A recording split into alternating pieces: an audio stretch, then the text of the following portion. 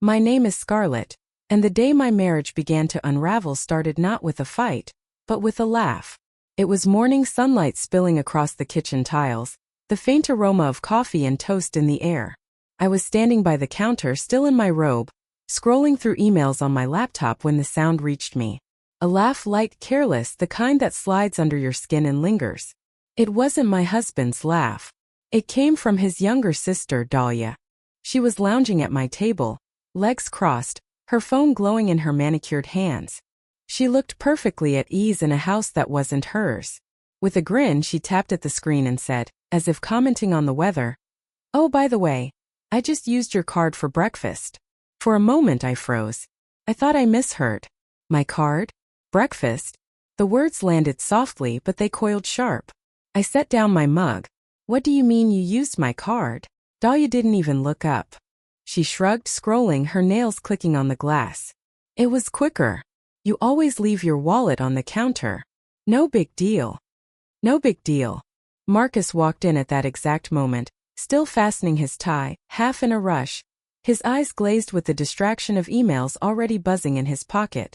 I turned to him, ready for outrage, for shock, for the anger any husband should feel when his wife's trust is so casually violated. Instead, he leaned down, kissed his sister's head and chuckled. "Scarlet, relax. It was just breakfast. She'll pay you back." Just breakfast. I stared at them both, disbelief prickling my skin. "Marcus, she used my card without asking." He waved me off, pouring himself coffee. "You're overreacting. It's family. Don't make a scene." That phrase, "don't make a scene," landed heavier than Dahlia's smug smile. I bit back words, swallowed my fury, and walked away. It wasn't the money. Not yet. It was the ease, the entitlement, the way they both dismissed me as if my boundaries, my voice didn't matter. But later that night, when I checked my banking app, the truth hit like a tidal wave. It hadn't been breakfast. It hadn't been $20. It was $8,400. Gone. My breath caught in my throat as the numbers glared at me from the screen. Line after line of transactions scrolled past my eyes. Designer boutiques, luxury cosmetics, fine dining, hotel reservations.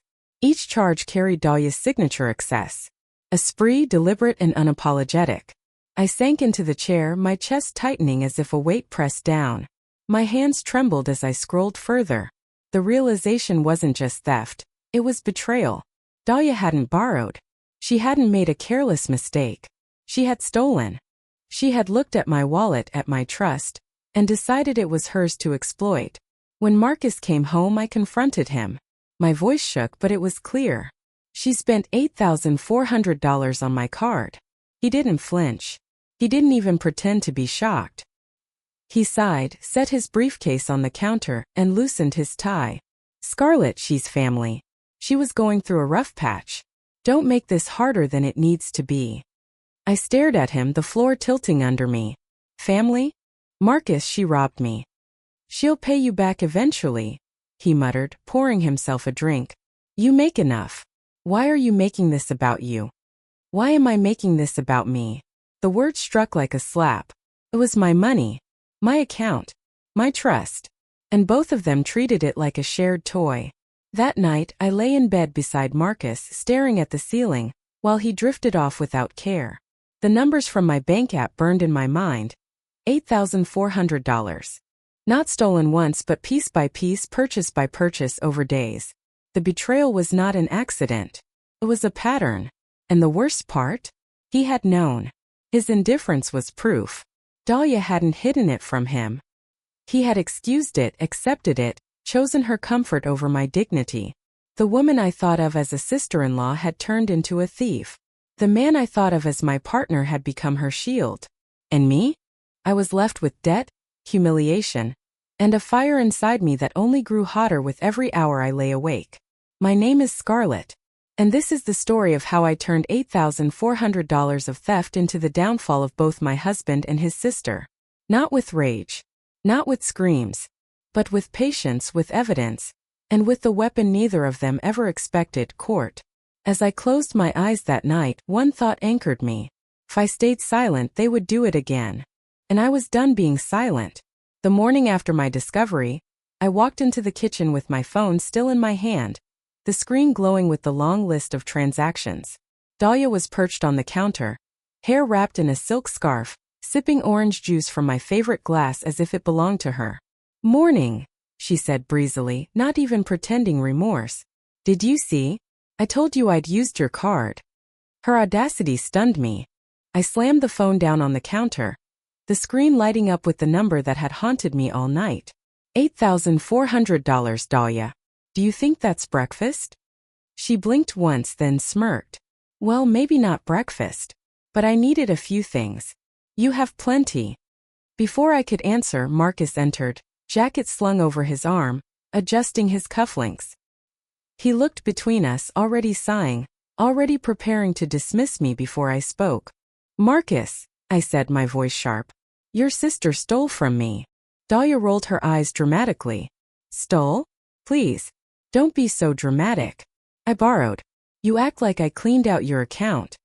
I turned to Marcus, desperate for him to see me, to defend me, to act like my husband instead of her accomplice. "She drained $8,400. Jewelry, hotels, designer clothes. She used my money without asking, and you knew." Marcus rubbed his temples as if I were a nuisance. "Scarlet, she's family. She was going through a rough time. Why are you blowing this out of proportion? We'll manage." That phrase again, "we'll manage." But it wasn't we. It was me. My account. My loss. My trust shattered. I felt anger surge hot through my chest. Manage? She committed fraud, Marcus. If it were anyone else, she'd already be facing charges. But because she's your sister, I'm supposed to smile and accept it? Dahlia leaned forward, her grin cruel. Exactly. Because I am his sister. Which makes me more important than you. The word stung sharper than the theft. She didn't just take my money. She announced my insignificance. Marcus didn't correct her. He didn't flinch. He just looked at me and said, "Scarlet, you need to calm down. You're embarrassing yourself." That was the moment I knew this wasn't a misunderstanding. This was betrayal in its purest form. My husband had chosen her, and she reveled in his choice. I walked away before my fury consumed me.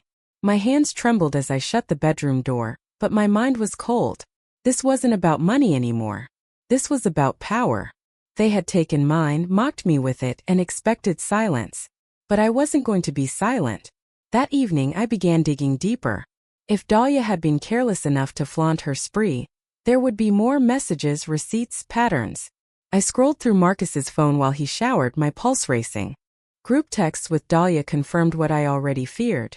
He had given her my card willingly. She had messaged, "Should I just use Scarlet's again?" And he had replied, "She won't notice. She always forgives." Forgives. The word sickened me. I copied every message, saved every screenshot, forwarded every receipt to a secret folder in my email. Dahlia thought I was weak. Marcus thought I was blind. They had no idea I was already documenting every detail, building a record that could not be denied. Days passed. I kept my mask steady. I smiled at Marcus, nodded at Dahlia, played the dutiful wife while my fury sharpened into resolve. Each night, when they thought I was asleep, I pieced the puzzle together. Timelines of charges, records of purchases, screenshots of their smug exchanges.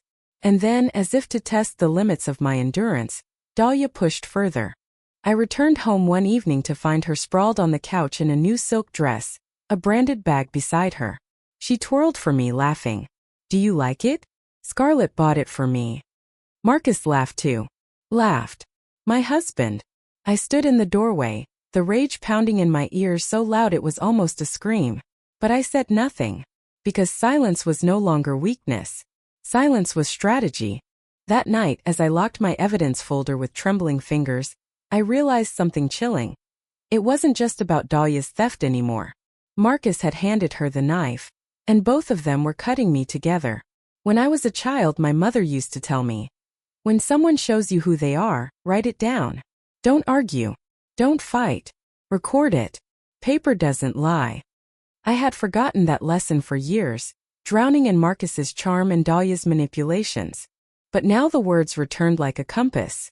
If Dahlia and Marcus wanted me to believe I was powerless, then my power would come from paper.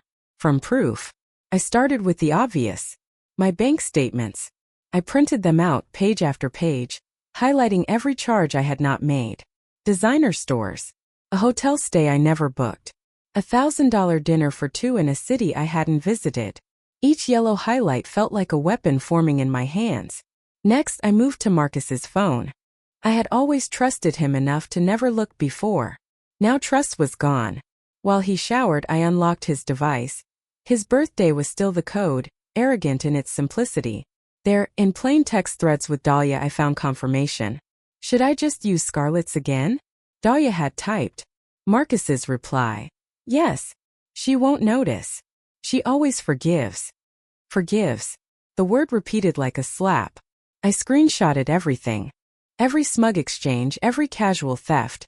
Every line where my husband offered me up like an open wallet. I sent them all to a secret email folder labeled with a name Marcus would never suspect. But I didn't stop there. I began following Dahlia's patterns. She was careless, flaunting her new lifestyle online. A tagged photo at a boutique. A story of champagne in a rooftop bar. I cross-checked timestamps against my account. Each indulgence matched a charge in my records. Her vanity became my evidence. One evening I trailed her from a distance. She thought she was clever, claiming she was meeting a friend.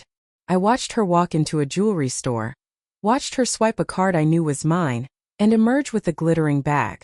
I snapped a photo from across the street. Proof layered on proof. At night, when Marcus slept beside me, I lay awake cataloging everything. I built timelines, spreadsheets, folders, receipts, photos, screenshots. The sheer weight of their arrogance was now my arsenal. But something else emerged too, patterns that stretched beyond money. Dahlia wasn't just stealing luxuries.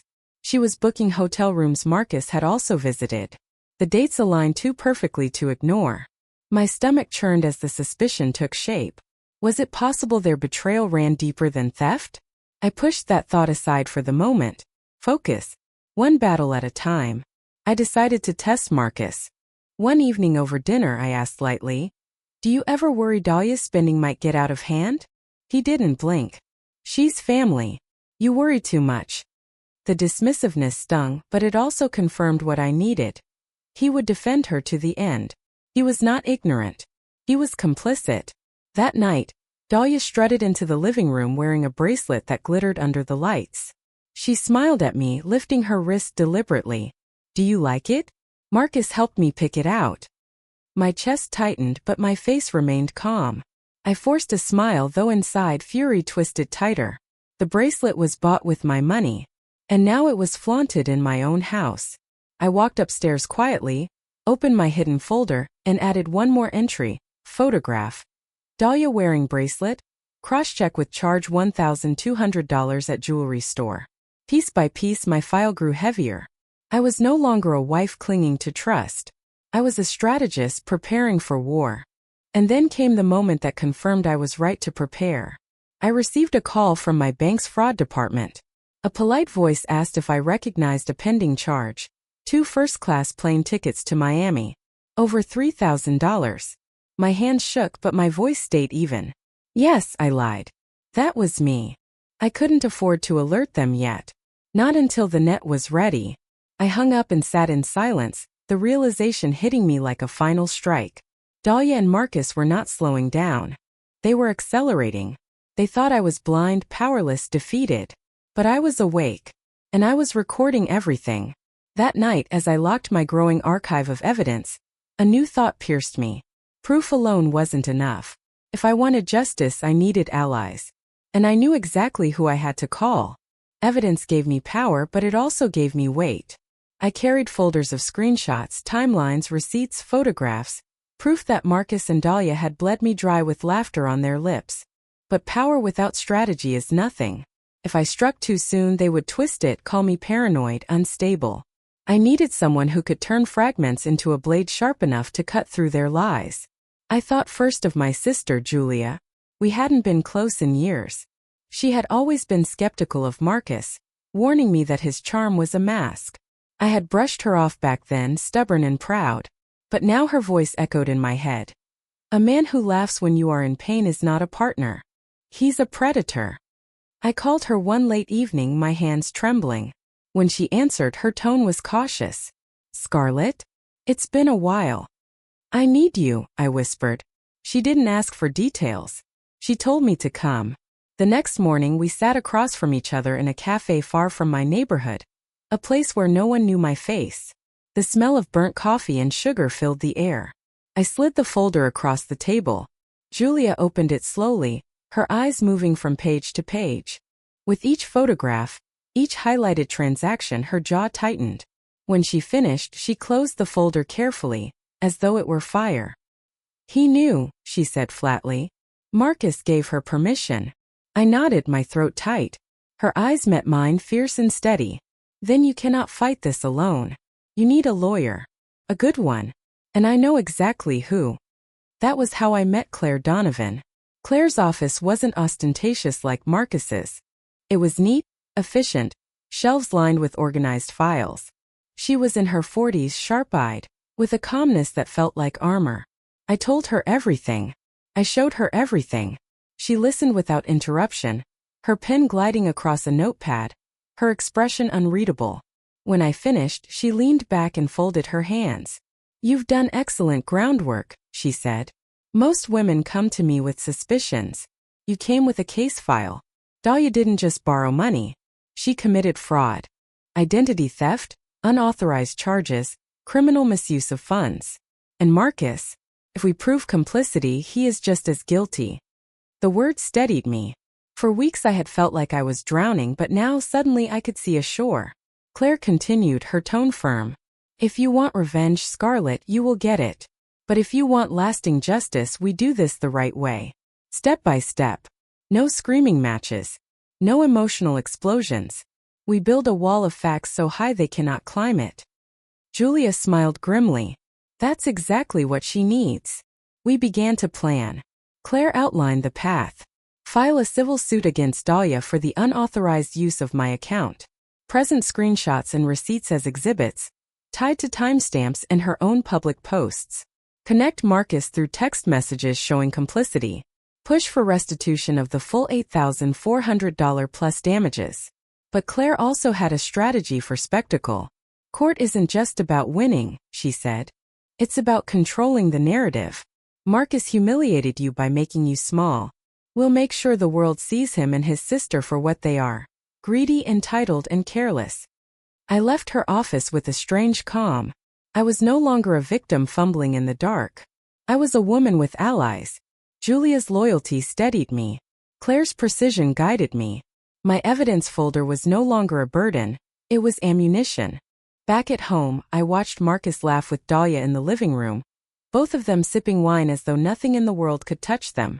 My chest burned, but I didn't show it. I smiled, played the quiet wife, and let them believe I was beaten. Inside, I counted the days. And then 3 nights later, I found something that chilled me deeper than all the receipts combined. While organizing my files, I noticed that 2 hotel charges overlapped exactly with nights Marcus had claimed to be away on business. I pulled the photos from those dates. Dahlia smiling in her stories, posting from luxury rooms. The evidence suggested more than theft. It suggested betrayal layered with something darker, something unspoken. My hands trembled as I closed the laptop. What if their betrayal wasn't just financial? What if Dahlia and Marcus were hiding a secret that could destroy me in ways I hadn't even imagined?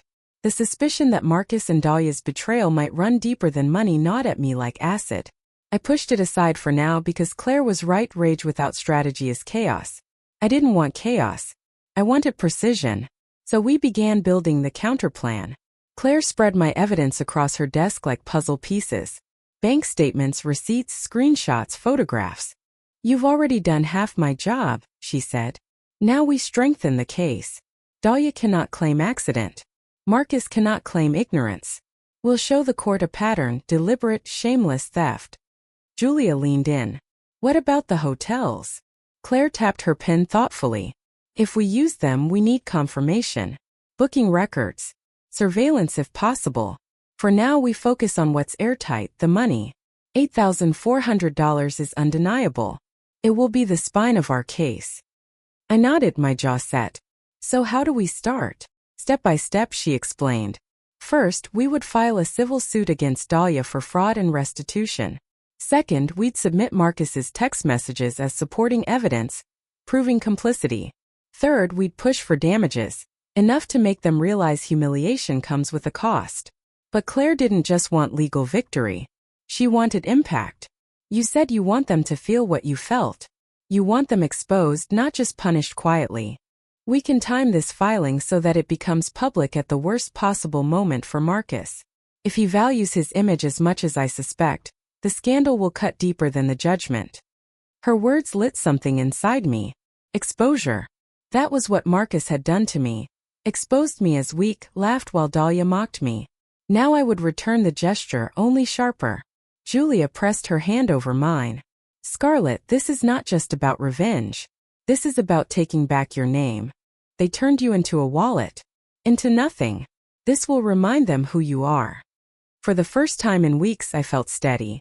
We spent hours refining every detail. Claire drafted motions. Julia tracked Dahlia's posts to cross-reference with charges. I organized my files into labeled binders. Every receipt cataloged. Every screenshot time-stamped. Every post downloaded before Dahlia could delete it. At home I perfected the mask.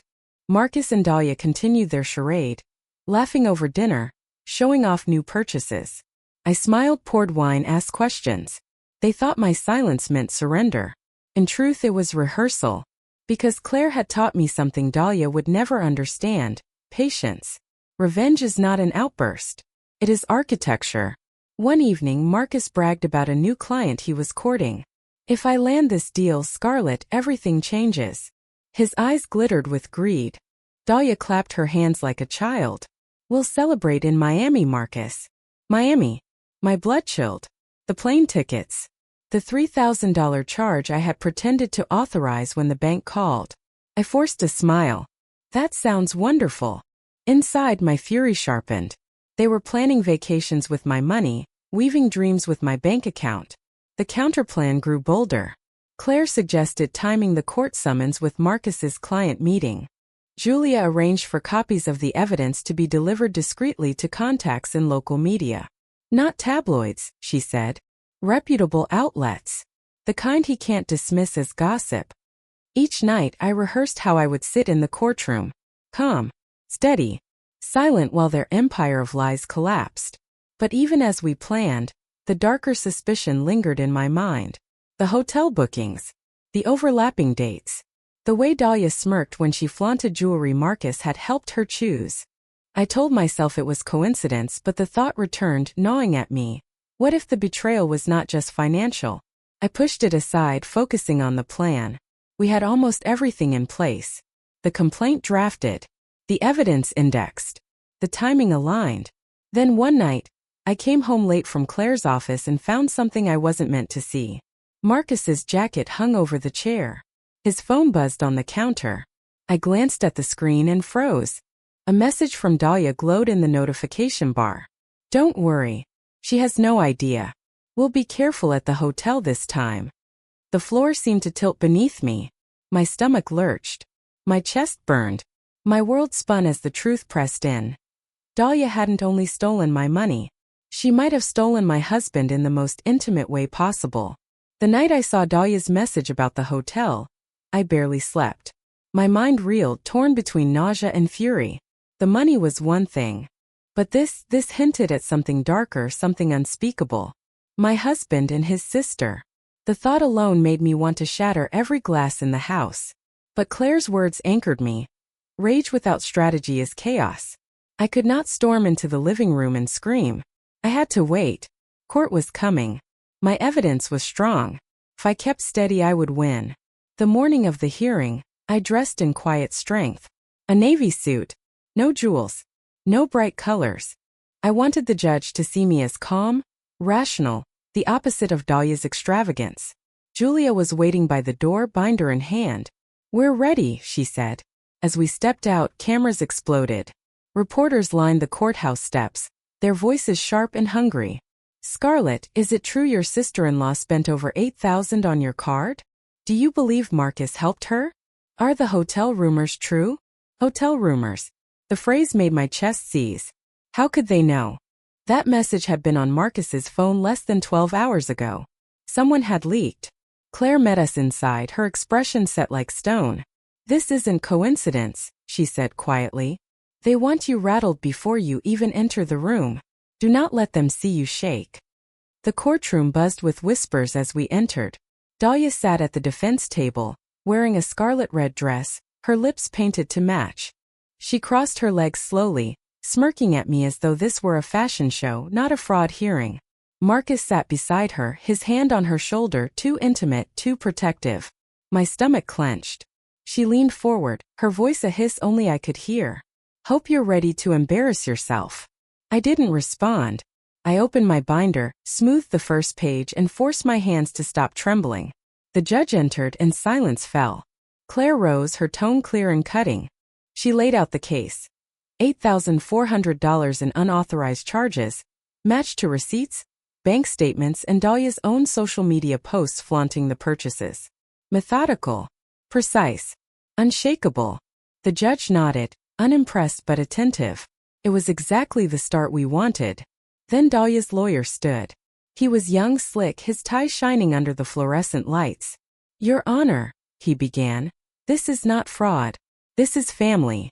Every transaction in question was authorized by Mr. Marcus Reed, who, as co-owner of the joint account, had every right to allow his sister access.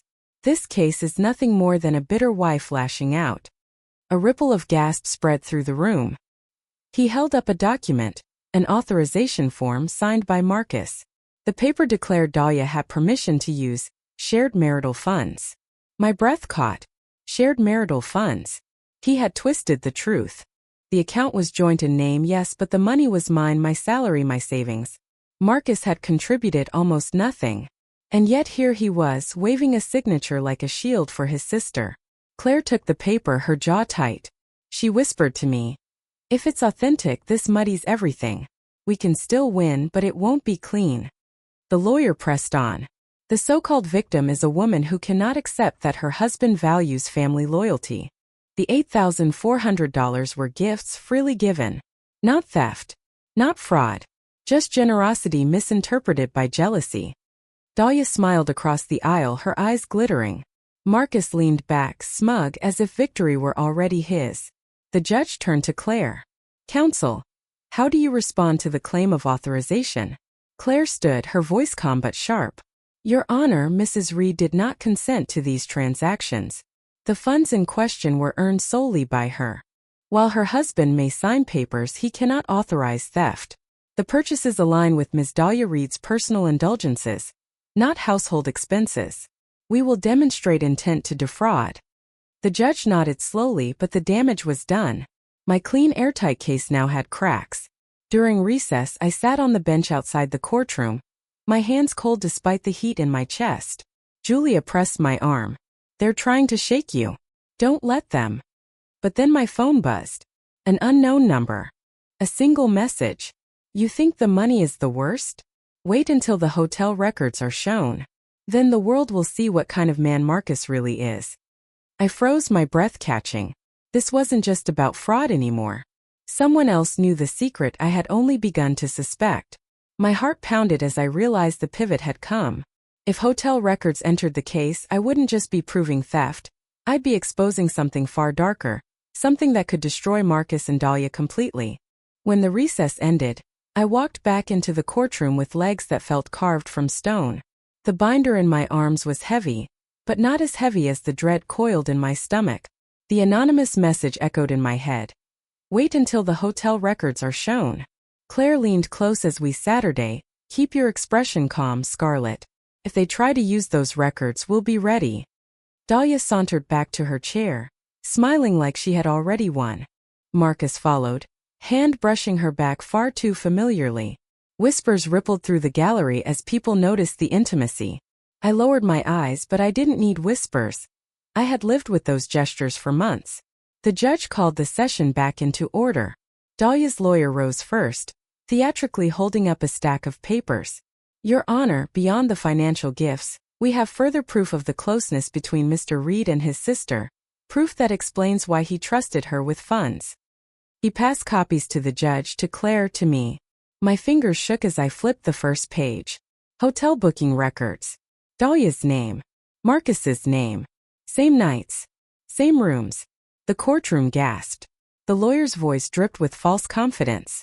As you can see, Marcus and Dahlia often travel together. This demonstrates the trust and bond between siblings. My client is no thief. She was given what was hers by family loyalty. But his attempt to frame it as innocent only fed the fire. The dates overlapped with charges I had already highlighted. The purchases lined up with Dahlia's social media posts, her silk dresses, her champagne selfies. The implication was undeniable. The judge frowned. And why, Mr. Counsel, do these bookings list one room for 2 occupants? The silence in the room was suffocating. Marcus shifted, his jaw tight. Dahlia's smirk faltered. Claire rose slowly, her voice firm, deliberate. Your Honor, these records do not demonstrate loyalty. They demonstrate impropriety. They corroborate unauthorized spending, misuse of marital funds, and suggest a relationship between the defendants that goes far beyond acceptable boundaries. The room buzzed with gasps, murmurs, whispers. Phones lit up, fingers typing frantically. The scandal was no longer about $8,400. It was about betrayal layered so thick it bordered on the unthinkable. Marcus slammed his fist on the table. Lies. Twisted lies. His voice cracked, sweat glistening on his forehead. Dahlia hissed, stay calm. But her hands gripped the table edge, her nails white. Claire lifted another sheet. Your Honor, in addition to the hotel records, we submit text messages between the defendants in which they discuss concealing these visits. The phrase used, "We'll be careful at the hotel this time," was recovered directly from Mr. Reed's phone. She handed the judge the printed screenshots. The gavel struck once. The judge's expression was stone. This will be admitted into evidence. I watched Marcus's face crumble, the mask breaking apart. Dahlia's eyes darted toward the gallery, toward the reporters scribbling every word. For the first time I saw fear flicker in her. Claire's voice cut like glass. This is not family loyalty. This is theft, deceit, and collusion of the most shameless kind. My client has been humiliated, robbed, and mocked. Today the truth is not just spoken, it is proven. The judge looked directly at Marcus and Dahlia. Do you wish to respond? For a heartbeat, silence reigned. Then Marcus rose, his voice hoarse, desperate. This is twisted. She's my wife and she wants to ruin me. Scarlet, how can you do this? He turned toward me, his eyes wild, seeking sympathy. I stood, my voice steady. I didn't do this, Marcus. You and Dahlia did. I just brought the receipts. The courtroom erupted. Gasps, whispers, even a few chuckles. The judge struck the gavel again. Order returned, but the shift was complete. The evidence was no longer whispers. It was fact. Irrefutable. Undeniable. Devastating. Marcus and Dahlia were exposed. And yet, even as victory trembled at my fingertips, I saw Marcus lean toward his lawyer, whispering urgently. His eyes met mine across the courtroom, dark and burning. He mouthed 3 words only I could see. This isn't over. My chest tightened, because I believed him. I had won the battle in this room, but Marcus had just promised a war outside it. The courtroom did not breathe when the gavel struck for recess. Reporters lunged toward the aisle, phones aloft, cameras snapping, whispers rising into a storm. People craned their necks to watch me, not Dahlia, not Marcus, me. The quiet wife they had dismissed was suddenly the axis of the scandal. I gathered my binder slowly, deliberately, letting the silence of my movements stand against the chaos. Julia pressed her hand to my back, steadying me. Claire whispered, do not rush. Walk out calm. Let the cameras see control. As we stepped into the hallway, the world exploded. Microphones were thrust toward me, voices overlapping. Scarlet, are the hotel records proof of an affair? Do you believe your husband and his sister were more than family? Will you be filing for divorce? I said nothing. Silence, I had learned, can be louder than answers. My heels clicked across the marble floor. Each step measured, my gaze steady ahead. Behind me, the defense table unraveled. Marcus burst through the doors, shouting. His face flushed crimson. This is slander. Lies. She's destroying me because she's bitter. His voice cracked, echoing down the hallway. Dahlia followed, her mask slipping. You're pathetic, Scarlet. she spat, her voice shrill. You always wanted to be me. And now you think you've won because of money? Everyone knows you're nothing without Marcus. Reporters caught every word, their pens scratching furiously. Phones recorded every frame. The world was watching their collapse in real time, and I didn't have to lift a finger. They were unraveling themselves. One reporter turned to me. Mrs. Reed, do you want to respond? I paused, just for a heartbeat, then said calmly, the evidence speaks louder than I ever could. Flashbulbs lit up like fireworks. That single sentence traveled faster than any scream Dahlia could muster. By the time we reached the courthouse steps, the crowd outside had swelled. Signs of media vans, microphones, shouting voices. It was no longer just a hearing. It was a public spectacle. Julia shielded me as best she could, Claire forging a path. Then amid the chaos, a voice rose from the crowd. 8,400 reasons to be ashamed, Dahlia. Laughter rippled. Another voice shouted, what kind of brother shares a hotel room with his sister? Dahlia's face crumpled. For the first time I saw her smirk vanish, replaced by something raw fear. Marcus tried to push past the cameras, his hand gripping her arm. Don't listen to them. We'll fix this. But his eyes betrayed him. They were wide, frantic. He was drowning and he knew it. Claire guided me into the waiting car. As the door shut, muffling the roar outside, I finally let my hands shake. Julia squeezed them, her voice fierce. You did it. You broke them. But Claire's expression was more cautious. We won today. But Marcus is dangerous. He won't accept humiliation quietly. Be prepared for him to strike back. That night, the fallout spread like wildfire. News anchors dissected every detail. Talk shows debated the implications. Social media flooded with memes of Dahlia in her red dress beside Marcus, captions mocking their closeness. Hashtag Scarlet Speaks trended within hours. I watched the coverage with a surreal calm. My humiliation had turned into their disgrace. But beneath the triumph, unease lingered. Marcus's words echoed in my mind. This isn't over. At midnight, as the coverage still blared on every channel, my phone buzzed. A private number. One message. Scarlet, you've won the court of opinion. But some truths never stay buried. When they surface, you'll regret exposing us. The words were signed not by Dahlia. Not by Marcus. Just a friend. My chest tightened as I stared at the screen. Someone else was watching, someone who knew more than I did. The war was not finished, it was only widening. I woke the next morning to the sound of my phone buzzing non-stop. First I thought it was an alarm. Then I realized it was the world. Notifications poured across the screen. Messages. Missed calls. Headlines. The fallout from court had not ended overnight. It had only intensified. On the news, Marcus's face filled the screen. His once polished smile was replaced by a photograph of him leaving the courthouse, jaw tight, eyes frantic. Dahlia was beside him in her red dress, her face twisted in anger. The caption beneath the photo was merciless. Brother and sister in scandal. Financial fraud and hotel secrets shake Reed family. I sat on the edge of my bed, the weight of it pressing down. Julia appeared in the doorway, coffee in hand. It's everywhere, she said softly. They're finished. I scrolled through the feed. Articles dissected every charge. Analysts debated the hotel records, some skirting delicately around the implications, others bluntly asking what kind of relationship Marcus and Dahlia had. Hashtags spread like wildfire. Hashtag Reed scandal, hashtag Scarlet Speaks, hashtag Hotel Truth. But for every voice cheering me, another called me vindictive. Strangers debated my marriage, my motives, my dignity. To some, I was a heroine. To others, a destroyer. I breathed deeply. Claire had warned me, victory comes with noise. By mid-morning, the financial damage began. Reports confirmed Marcus's accounts were being frozen pending investigation. His new client, the one he had bragged about, cut ties publicly.